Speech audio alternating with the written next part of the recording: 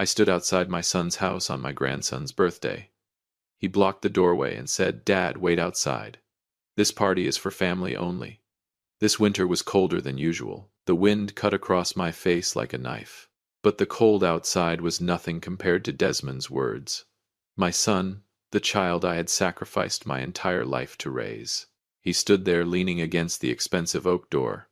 A glass of red wine rested in his hand. He looked at me with unfamiliar eyes. The suit he wore was elegant.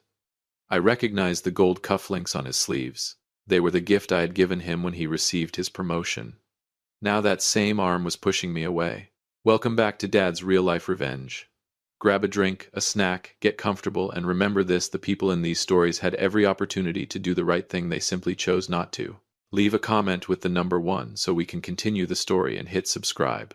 You're going to enjoy this one. The story begins inside the mansion. Soft lo-fi music filled the air. Wealthy guests laughed and chatted warmly. I could hear the footsteps of Lachlan, my 8-year-old grandson, running through the house. I could smell the strawberry cake, the cake I had stood in line to buy since 5 o'clock that morning. The box felt heavy in my hands. The red ribbon had begun to soak through with rain. Desmond glanced at it. Not a flicker of emotion crossed his face. He spoke quietly, just loud enough for me to hear. He said my presence embarrassed him in front of his wife's family. His father-in-law was a wealthy millionaire. I was only a retired schoolteacher wearing a worn-out coat. He had forgotten where the executive chair he sat in had come from. He had forgotten who had paid for the scars of his past mistakes. People often choose to forget a constant once they discover a new variable with greater value. To Desmond, I was a constant that no longer served any purpose. I did not argue. I looked directly into his eyes. His arrogance was important data. I took note of that data. Then I turned and walked away. The door slammed shut behind me. Decisive. Cruel. The sound of the lock echoed through the night. I walked down the granite steps. The snow began falling harder. I did not throw away the cake. I carried it back to my empty house. Desmond's calculation looked perfect on paper, but he had forgotten one thing. Every balanced equation demands a price when one side is wounded. I pulled out my phone. The screen showed no new notifications. I smiled. My silence has always been the beginning of an appropriate punishment. Desmond thought he had won when he closed that door. He had no idea that with his own hands he had just triggered a chain of consequences that could never be reversed. That night I sat down at my desk. I opened my blue notebook. At 11:47 p.m., my phone began exploding with 98 missed calls. 98 missed calls. My phone screen kept flashing in the darkness. A faint blue glow illuminated the strings of numbers. Desmond was panicking.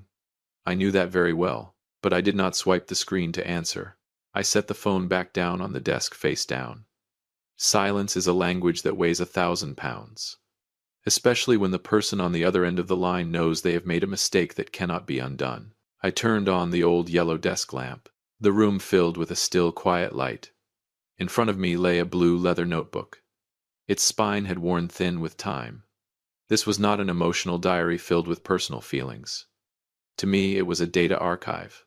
Documentation is not revenge. It is evidence of a pattern. In mathematics, an event that happens once may be random. Twice may be unusual. But when it repeats for the 14th time, it becomes a systematic error. It becomes a pattern of betrayal. I turned the pages one by one. The soft rustle of paper echoed through the silent night. Each page marked a point in time. Each point in time was a financial and emotional indictment. I reread the lines written in my own hand. The pain was gone. All that remained was the cold objectivity of a teacher grading a problem that had been wrong from the beginning. November 14th, 2022. Desmond hosted a housewarming party for his first mansion. I brought a Chinese evergreen and wished him peace and prosperity. He told me to leave the plant in a corner of the backyard because he was afraid it would ruin the feng shui design of the living room. March 12, 2024. His wedding anniversary celebration. My name was not on the guest list. Desmond texted me and said the party was only for business partners. September 20th, 2025. I was hospitalized with acute chest pain. The doctor needed a family member to sign the consent forms. I called Desmond 3 times. He did not answer. The next day, he sent a short message. He said he was busy signing a $2 million contract. He said I could take care of myself because I still had health insurance. 14 times. 14 coordinates on a graph showing the decline of morality. Desmond thought his lies were clever. He thought I was a forgetful old man who could easily be fooled by excuses about being busy. But he forgot that I was a mathematician. I do not look at words. I look at the frequency and nature of the data. My son's coldness did not happen in a single day. It was an exponential function tied to the growth of the wealth in his bank account. As his income increased, the value of his father in his eyes decreased in inverse proportion. The phone vibrated again, the 99th time. Desmond was trying to reconnect an equation that had already broken apart. He was beginning to realize that one side of the problem was changing. The white envelope I had given him before leaving was not a desperate letter from a rejected father. Inside that envelope was a piece of information capable of overturning the entire upper-class life he was trying to build.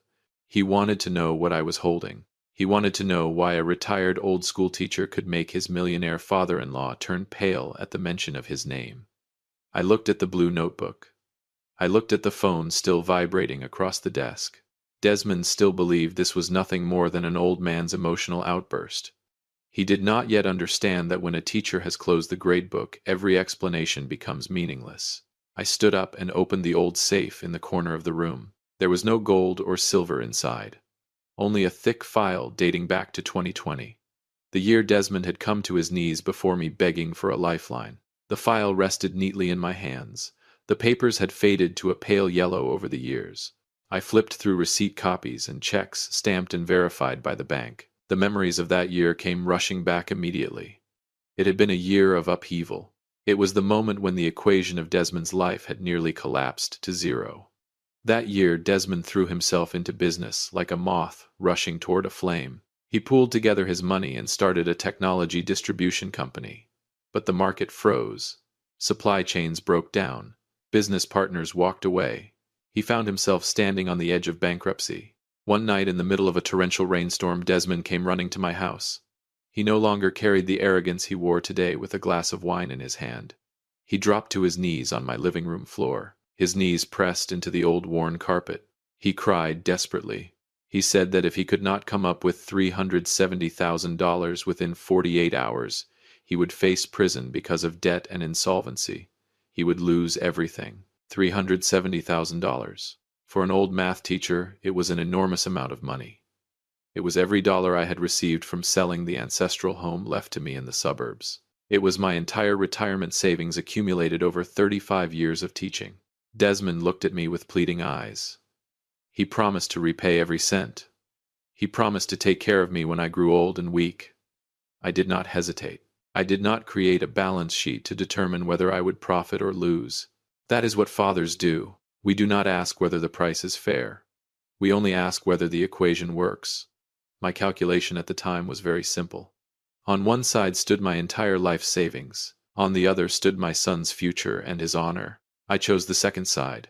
I signed the paperwork to withdraw my retirement funds in a lump sum.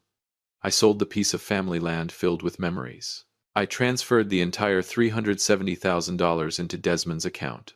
I willingly moved into this cramped rental apartment. Desmond took that money and soared. He saved his company. He met Wallace Ashford. He married Simone. He stepped into high society. He began buying mansions and trading up to luxury cars. But as his net worth increased, he began performing a different calculation on the past. He searched for ways to reduce the value of the debt he owed. He started treating that $370,000 as an obvious obligation any father should have fulfilled. He forgot that the money had not fallen from the sky. It was sweat. It was sacrifice. It was an entire lifetime spent standing at a classroom chalkboard. I ran my hand across the old file. Numbers do not lie. Desmond believed he had repaid his debt with a few inexpensive holiday gifts. He thought a father's sacrifice could be assigned a cash value and then erased from the ledger. But he was wrong. The nature of a debt never truly disappears. It only changes from one form into another. Desmond forgot an extremely important detail from that rainy night. When he received the money, he was in too much of a hurry. He signed a stack of documents that my best friend and I had prepared. He never carefully read the attached terms. He had no idea that behind those $370,000 a legal trap had already been activated. That trap was called Clause 14. I set down the file from 2020. Then I pulled out a document bearing an official red seal across its pages. It was the formal loan agreement. It had been drafted by attorney Thaddeus. Thaddeus had been my university classmate. He was a specialist in corporate financial law, a man with a cold mind and the precision of a computer. That night Desmond signed this document without the slightest hesitation. He was overwhelmed with relief at having the money that would save him. He flipped through the pages in seconds. He signed every blank line blindly. All he saw was the $370,000 that was about to be deposited into his account. He never noticed the hidden variable buried on page 11. That variable was Clause 14. In the world of financial attorneys, provisions like this are known as hidden nuclear weapons. Thaddeus had foreseen Desmond's ingratitude. He understood the psychology of people who become wealthy too quickly. When people reach the top, they often want to erase the traces of those who lifted them out of the mud. Thaddeus once told me that a father's love was a constant in my heart, but for Desmond it was a variable that could change according to greed. We needed an insurance equation. Clause 14 was very clear. The $370,000 was not a non-refundable gift. It was a convertible loan carrying a penalty interest rate if repayment was overdue by more than 5 years. The contract deadline was October 31, 2025. Today was already 2026. Desmond was more than 6 months past due. What was the consequence of that default? Desmond had absolutely no idea. He believed that at worst I would demand the return of the $370,000 plus a little bank interest. He owned a company worth millions of dollars. He had a luxurious mansion and wealthy friends. He was confident he had enough money to throw in my face if I pushed the matter too far. But mathematics does not work that simply. Clause 14 stated that if the borrower violated the repayment deadline, the entire principal balance and penalty interest would automatically be converted into direct ownership shares of Desmond's company, not at its current market value, but at the book valuation from 2020 when his company had been worth almost nothing. That meant I was not demanding money. I was demanding ownership. According to Thaddeus's precise calculations, the original $370,000 from 2020 combined with the accumulating penalty interest over the past 6 months was now equivalent to 49% of the controlling shares in Desmond's company. I was about to become the largest shareholder, the person holding the power of life and death in the place of which he was most proud. I folded the contract. I placed it inside my old leather briefcase. Tomorrow, Thaddeus would send an official notice to Desmond's office. My son was about to face a test he could never cheat on, but I knew Desmond was not alone in this game. Behind his arrogance stood the shadow of Wallace Ashford, his father-in-law, a true old fox of the financial world. Wallace had taught Desmond how to dismiss and look down on this poor old father. But Wallace did not know that he had accidentally pushed his own son-in-law into an exponential function of destruction, and Wallace himself had already become a factor within its range. Wallace Ashford. In the business world, he was a true hunter, a man who believed that everything in life could be assigned a cash value. When Desmond married Simone Wallace's daughter, he looked at me with open disdain. He looked at my worn-out coat. He looked at the old car I drove. He told Desmond that coming from a poor family of educators was a weakness on his professional profile. He taught my son to use shame as a tool to sever his connection to the past. Desmond learned quickly. He began dodging his debt. He ignored the Friday evenings when he was supposed to make payments toward the principal he owed me. He started following his father-in-law's advice, channeling all available cash flow into a massive $2.1 million deal. This deal was supposed to be the launching pad that would take his company public. Wallace promised to invest if Desmond could demonstrate the decisiveness of a true executive. Ironically, that decisiveness turned out to be pushing his father out of the equation of his life. Greed always operates as an exponential function. When people have 1, they want 10. When they have 10, they want 100. Desmond believed he was controlling the game, but he forgot that I was a teacher. I do not merely look at the answers on a test. I look at how those answers were obtained. Last week, through several former students who now work in auditing, I obtained a set of internal documents. Desmond was deceiving investors. To qualify for Wallace's $2.1 million deal, he had falsified financial statements. He had inflated the previous quarter's revenue to 3 times its actual amount. This was no longer an ordinary error. This was securities fraud, a criminal offense. I sat alone in the dark room, turning page after page of the falsified documents signed by my own son. Disappointment rose inside me like a stream of icy water. I had taught him how to solve difficult problems. I had never taught him how to manipulate the answers. Desmond was standing at the top of a house of cards. One gentle gust of wind would bring down his entire career, reputation, and luxurious lifestyle. Wallace Ashford believed he was the apex predator in this deal. He believed he was leading Desmond by the nose and preparing to swallow his company whole.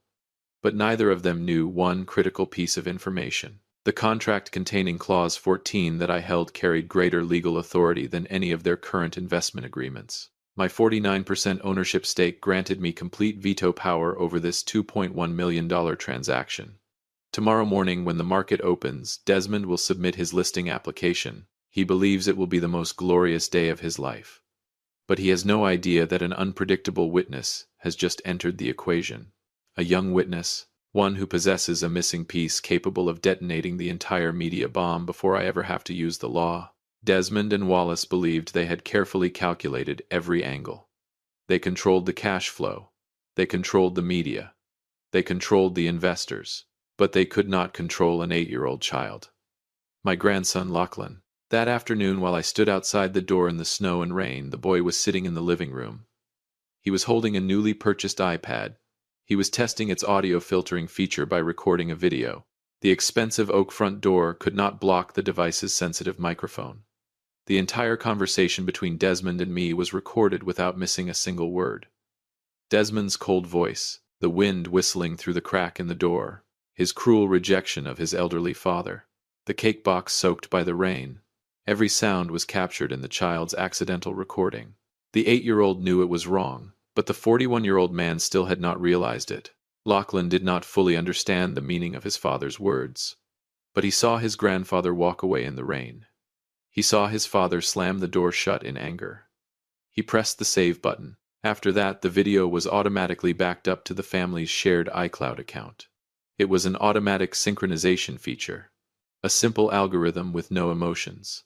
It merely performed its task of copying data from one device to another.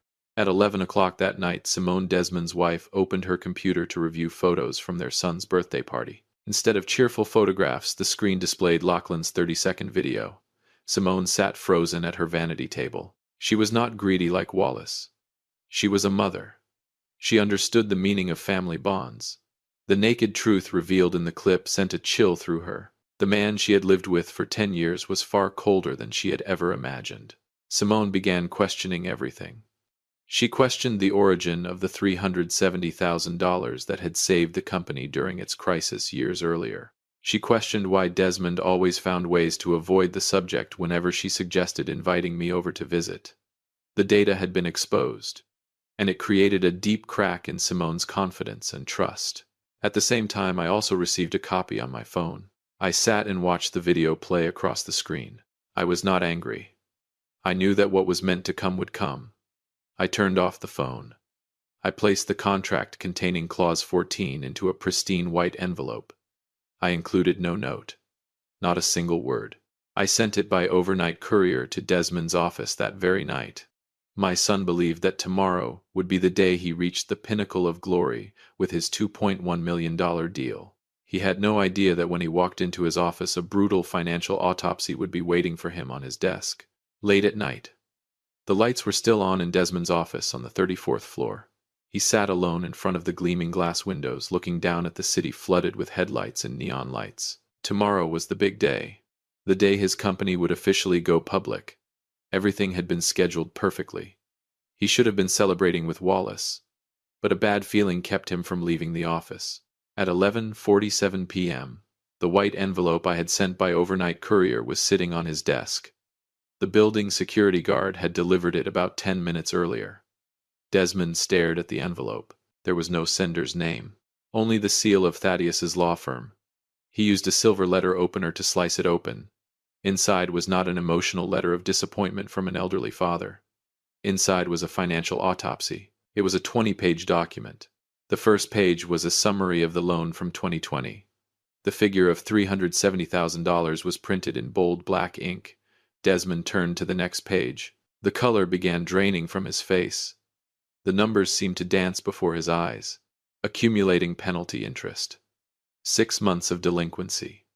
And finally Clause 14 quoted in full with his own signature beneath it. Desmond frantically flipped to the last page. There he found the share conversion calculation prepared by Thaddeus, 49% ownership of the company. Complete control over the current board structure resting in my hands. The $2.1 million deal with Wallace Ashford instantly became worthless paper without my approval and signature. The falsified financial report he was preparing to submit to the stock exchange had also been attached by Thaddeus as supporting evidence, along with a stern warning regarding securities fraud. Sweat began rolling down Desmond's forehead. He grabbed the phone on his desk. His hands shook so badly that he nearly dropped it. He dialed my number. The first call. The ringtone echoed through my empty apartment. I watched the screen light up but did not answer. The second call. The 10th. The 50th. Then 98 missed calls. He knew I was looking at the phone. He knew I was deliberately remaining silent. The silence of a teacher, while a student realizes that he solved the test incorrectly from the very first step. There is no opportunity to correct a paper that has already been turned in. He finally realized that the worn coat of the father he had thrown out earlier that afternoon was now the very thing capable of taking away the entire kingdom he possessed. If you've followed the story this far, then you may be finding it interesting. Please do us a quick favor. Like and subscribe. Leave a comment with the number 5 so I know you've made it this far, and predict how the story will end to see if your guess is correct. Many people watch without doing that, but it costs you nothing and means a great deal to us.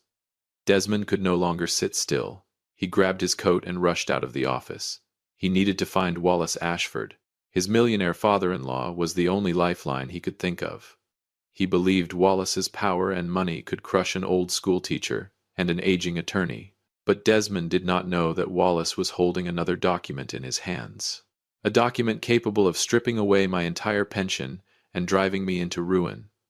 This confrontation had just evolved into a new equation, one far more complicated than before. 8 o'clock the next morning. Attorney Thaddeus's office was filled with the light of the morning sun, but the atmosphere inside was ice cold. Wallace Ashford sat arrogantly on a leather sofa. Desmond stood quietly behind him. His face looked exhausted after a sleepless night. Wallace showed no sign of panic. He wore a smug smile. He placed a thin file on the glass table. Wallace looked at me with the eyes of a man who believed himself superior. He said that my 49% ownership stake was an impressive number. But mathematics only has value when a person still has the right to remain in the game. He pushed the file toward me. Inside was a report from the IRS. Wallace had used his influence to dig for flaws. He had discovered an error in my tax records from 3 years earlier. An amount of income from private tutoring had not been fully reconciled. The figure was $22,000. Wallace threatened me. He said that if I did not sign an agreement surrendering my 49% ownership stake for $0, he would submit the document to the IRS. I would face a criminal tax investigation. The remainder of my pension would be frozen. The honor of a teacher with 35 years of service would disappear into nothing. Wallace believed he had found a variable capable of completely eliminating my equation. He was betting on an old school teacher's lack of understanding of complicated financial regulations. Desmond looked at me. A cruel spark of hope flashed in his eyes. He thought his father-in-law had won. He thought my worn-out coat would once again be forced to bow before the power of money. I looked at the tax file. I was not afraid. A good teacher is never surprised by a trick question from a troublesome student. I turned toward Thaddeus. Thaddeus smiled slightly and opened his leather briefcase. He placed an original receipt on the table bearing the red seal of the United States Treasury. November 10, 2023. It was a receipt for a voluntary supplemental tax payment. 3 years earlier, Thaddeus himself had discovered the $22,000 discrepancy while helping me complete the paperwork for selling my house. I had voluntarily paid the penalty and settled the entire amount, including late payment interest, long before Wallace had ever learned of its existence. My tax record was completely clean. Wallace's counterattack failed completely. The arrogant expression on his face immediately twisted. The smile vanished from his lips. The documents in his hands had become nothing more than a harmless joke. He had calculated an equation using outdated and inaccurate data. Desmond completely fell apart. He realized that his only lifeline had just exploded. But that was not all. Thaddeus stood up. He produced an official ultimatum. If Desmond did not sign the transfer order for the 49% ownership stake before noon today, we would submit his falsified financial statements to the Securities Commission. The office door suddenly swung open. Simone walked in. In her hand was her son's iPad. There was not a trace of affection left in her eyes as she looked at Desmond. 4 o'clock in the afternoon. The snowstorm outside had stopped, but the cold still lingered throughout my cramped rental apartment. There was a knock at the door. Hesitant, uncertain, I opened it. Desmond stood there. His expensive suit was wrinkled. His normally well-groomed hair hung across his forehead. His eyes were red from panic and despair. He had not come with Wallace. Wallace had abandoned him the moment he realized the $2.1 million deal had turned into a financial black hole. Desmond stepped inside. He looked around the simple apartment. He looked at the old particle board dining table. Then he dropped to his knees once again. Just like that rainy night in 2020. He cried. He begged me to sign the waiver agreement for the Securities Commission. He said that if I did not save him, he would lose everything. Simone was filing for divorce and seeking custody of their son. The company would collapse. He would go to prison. I did not say a word. I walked into the small kitchen. I turned on the gas stove. A blue flame sprang to life. I placed a small pot of water on the burner. Then I took out 2 packages of inexpensive instant noodles. The same meal we had eaten throughout the years when he was a struggling college student. Back then, I always gave him the only meatballs in the bowl. Desmond watched me cook.